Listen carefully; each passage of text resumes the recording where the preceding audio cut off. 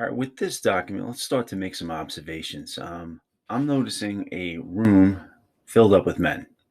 And of course, with the words that seem to be dominating, that are repeated quite often, is the "oh doctor." All right. I have "oh doctor" here. This guy's saying "oh doctor." They're saying "oh doctor." Everybody over here is saying "oh doctor." Now they're all lined up and they seem pretty happy as well. They also seem very well dressed. I mean, look at these shoes. My gosh. So everyone seems to be really well dressed and everybody is lined up and everybody looks to be waiting to see this guy right here. I guess just from looking at this, this guy must be a doctor. It seems to be repeated. These guys are saying, "oh, doctor, oh, doctor, oh, doctor." Again, they're very happy. But now, when we look what's going on over here, this guy seems to be whispering in the doctor's ear. Now, let's look at a normal doctor's office kind of scenario or setting, if that's exactly what's going on here. If you've ever been to a doctor's office, people are waiting. People are miserable for two reasons. One, they have to wait, and usually they're sick. They don't want to be there. Their day is being interrupted. And of course, they're going to spend quite a bit of time waiting to go and see finally the doctor. But everybody here seems to be really happy. Now, let's also look at the whole doctor patient relationship. It's never done where it's a whisper. And if you look over here, this doctor seems to be grinning just like the rest of them and almost winking over here like there's a little secret going on. I think what'll happen here when it comes to understanding this document is looking down here at the words, and this will kind of give you more of an idea of exactly what this document is. So now, looking below the document, I'm noticing by Bill Joyce and Ruby Cohen. I'm also noticing music again over here and over here, even though it's really difficult to mention, I shouldn't say mention, but to read.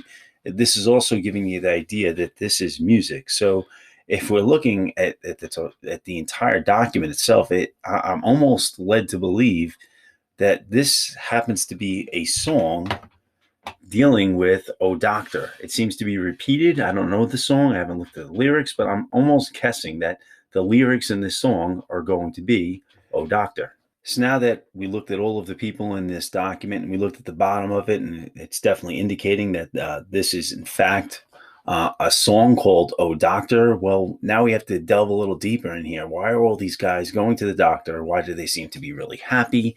And why does this doctor seem to be in on a little bit of a secret? Well, the song "oh doctor," this is going to connect to the Prohibition era. And this document, along with the song, is going to give you an idea of what was going on and what should have been going on. So before modern innovations in pain medication, it was still an accepted practice among doctors to prescribe liquor as a painkiller. I'll read that again. It was still an accepted practice among doctors to prescribe liquor as a painkiller. For the longest time, liquor had been, or even beer, been seen to kind of cure certain ailments. President number two, John Adams, used to have a cider beer for breakfast for medicinal medical purposes. This is before modern medicine told us that, well, alcohol is not going to cure anything. So, and similar to the status of medical marijuana today, the practice was significantly abused during Prohibition.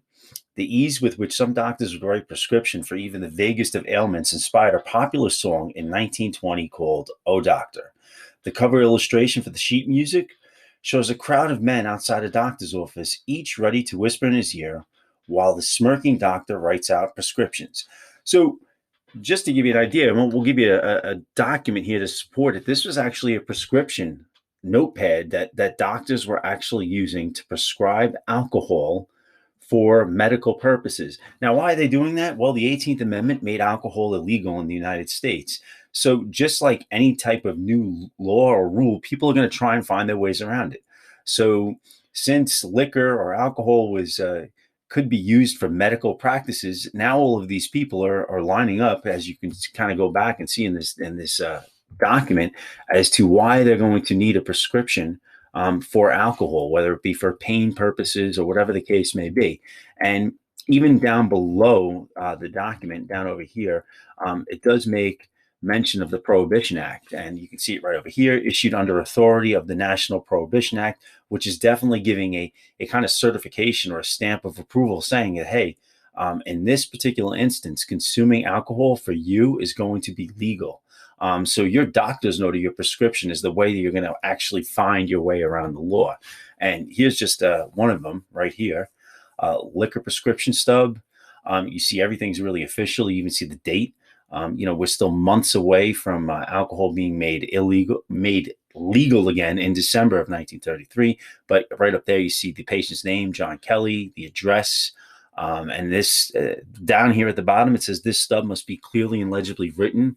It must not be detached from the book. And you even have here down here the number, catalog number 54, and also official numbers over here. So this way you can kind of keep track of the amount of prescriptions that were being offered.